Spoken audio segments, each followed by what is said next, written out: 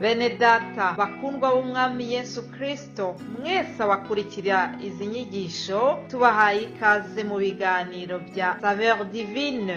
Ibi biganiro mu bitegurirwa n'abavugabutumwa bwiza batandukanye, akaba ari umuhamagaro ugendera ku ijambo ry'Imana byanditse mu gitabo cy'ubutumwa bwiza uko bwanditswe na Matayo ibice 24 umurongo wa 14. Kandi ubutumwa bwiza bw'ubwami buzigishwa mu isi yose ngo bube ubuhamya bwo guhamiriza amahanga yose, nibwo imperuka izahera ko ize. Ibi biganiro mubikurikira ku channel ya YouTube yitwa Saveur Divine. Tubifurije kugubwa neza. Imana Data ari nayo So ibaha umugisha.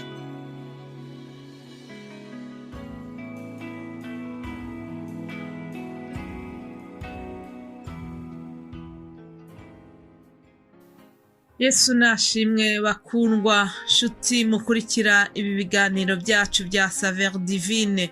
Amahoro ya Kristo nabane namwe. Ni Makire Nyiraneza ubasuhuza, nejejwe n'Imana mu mutima wanjye. Ndayishimira yuko impaye umwanya, uburyo, umwuka w'abazima, nkaba nongeye kuvugana namwe kuri ubu buryo, nkaba ngarutse gutangira iki cyumweru. N'umugisha n'ukuri gutangira icyumweru umuntu akorera Data wa twese, umuntu yamamaza ubwami bw'ijuru. Haleluya! Ndabishimiriye kandi mbahaye ikaze muri ibi biganiro byacu bya Saveur Divine.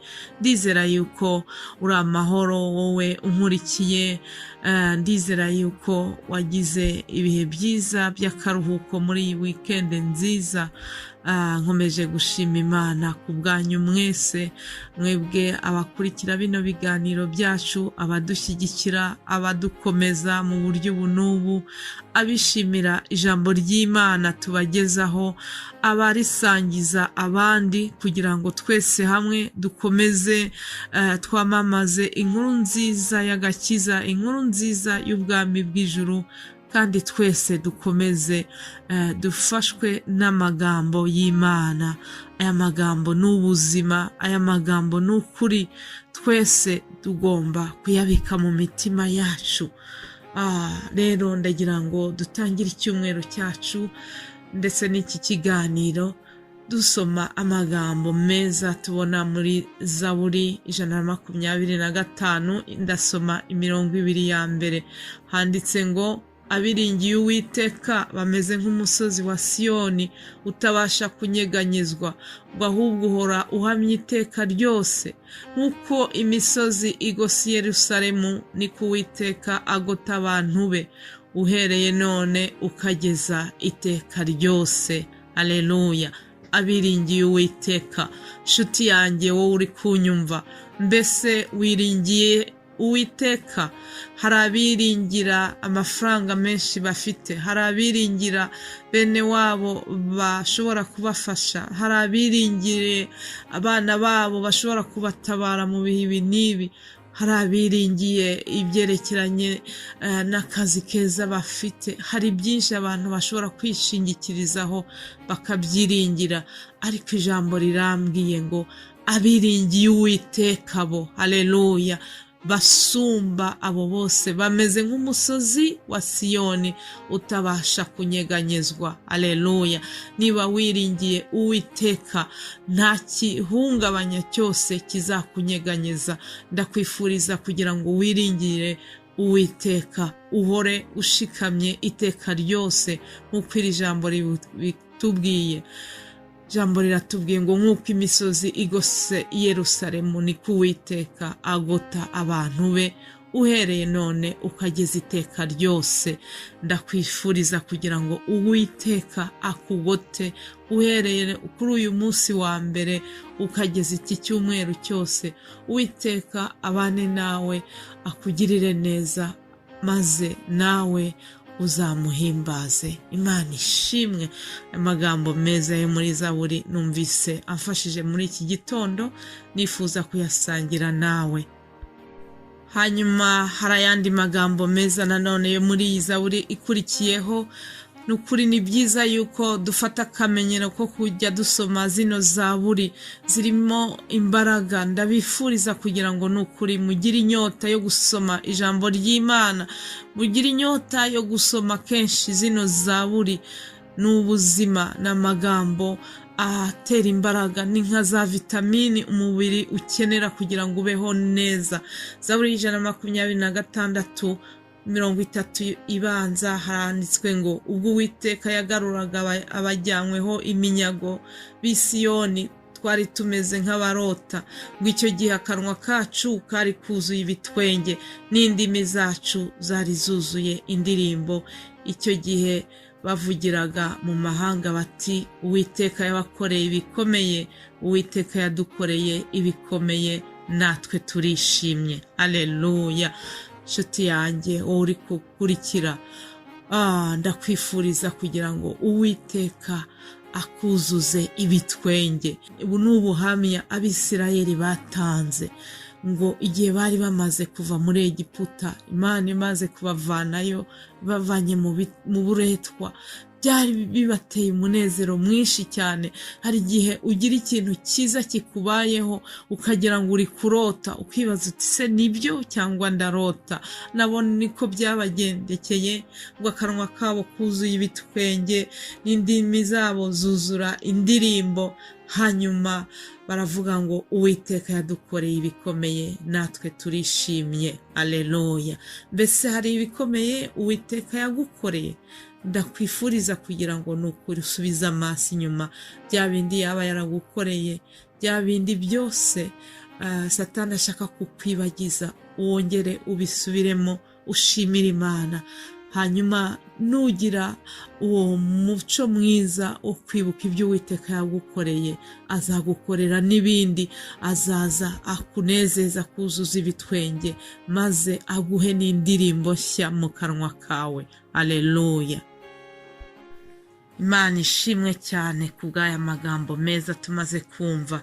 Reka rero dukomeze, nk'uko mubimenyereye kuwa mbere tujya dufata umutwe wundi w'irindi jambo tugiye kuganiraho, nkabagezaho umutwe w'ijambo tuzakurikira mu cyumweru turimo.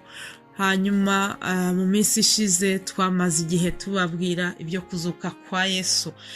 Uyu munsi turacyafite teme igendanye n'iminsi yakurikiye n'ibyakurikiye ukuzuka kwa Yesu, uburyo Yesu yamaze iminsi 40 yiyereka abigishwa be, uburyo yabanejeje nabo bagize gutungurwa cyane. Hanyuma amara iminsi 40 yiyerekana ahantu hanyuranye mu bihe binyuranye. Hanyuma kandi aza kugera igihe cyo gusubira mu ijuru. Ariko mbere yo kugenda yagiye yongera kubaha inama, abagira inama y'ukuntu bazifata muri iyo minsi azaba amaze kubakurwamo asubiye kwa Data wa twese. Hanyuma uyu munsi turareba ibyakozwe n'intumwa, ijambo rimwe rito riri mu byakozwe n'intumwa igice cya mbere umurongo wa 14. Turabona uburyo abigishwa bagombaga kwitwara. Byakozwe n'intumwa igice cya mbere umurongo wa 14 handitse ngo abo bose hamwe n'abagore na Mariya nyina wa Yesu na bene se bakomezaga gusengana umutima uhuye. Haleluya. Bakomezaga gusengana umutima uhuye. Bene data, ku mukristo wese aho ava akagera, ikintu cyitwa gusenga ni ubuzima. Gusenga ni kimwe umukristo wese agomba gukora, akagikora nk'uko umuntu ukora siporo agomba gukora imyitozo buri munsi. Umukristo akeneye gusenga kugira ngo abeho. Amasengesho y'umukristo ameze nk'uyu mwuka duhumeka. Mwuka uramutse uwubuze ntabwo ubaho. Amasengesho arakenewe kugira ngo natwe dukomeze tubeho kandi tubeho neza mu buryo bw'umwuka. benshi bajya boruganiza, bajya bategura amasengesho, amatorero anyuranye, amagurupe anyuranye ategura amasengesho, kuko ni ikintu cy'ingenzi muri ubu buzima twiyemeje bwa gikristo. Ariko hari imyifato tugomba kugira igihe dusenga. Gusenga ni byiza iyo abantu bateraniye hamwe, iyo abantu nk'isengero ryishyize hamwe kugira ngo risenge, hari ikintu cy'ingenzi kigomba kubaho, ni ugusenga duhuje umutima. Amasengesho y'abasengana umutima uhuje agira imbaraga nyinshi cyane. Turebye mu butumwa bwiza bwanditswe na Matayo, Yesu yavuze iki kintu cyo gusenga bahuje umutima. Ubutumwa bwiza bwanditswe na Matayo ni ijambo Yesu yavuze, aravuga mu gice cya 18 umurongo wa 19, aravuga ngo kandi ndababwira yuko ababiri muri mwe nibahuza umutima mu isi wo kugira icyo basaba cyose, bazagikorerwa na Data wo mu ijuru. Haleluya. Yesu arababwira ati ndababwira yuko ababiri muri mwe nibahuza umutima mu isi wo kugira icyo basaba cyose, bazagikorerwa na Data wo mu ijuru. Ariko murumva yuko abahaye kondisiyo, ati nimuhuza umutima. Ni byiza guhuza umutima mu masengesho. Murongo 20 akavuga ngo kuko aho babiri cyangwa batatu bateraniye mu izina ryanjye, nanjye mba ndi hagati yabo. Haleluya. Ni byiza yuko dusenga. Ndakwifuriza kugira ngo mu masengesho ukora mu rugo rwawe n'abo muri kumwe muhuza umutima. Ndakwifuriza guhuza umutima mu masengesho ukora hamwe n'abandi bagenzi bawe mujya musengana.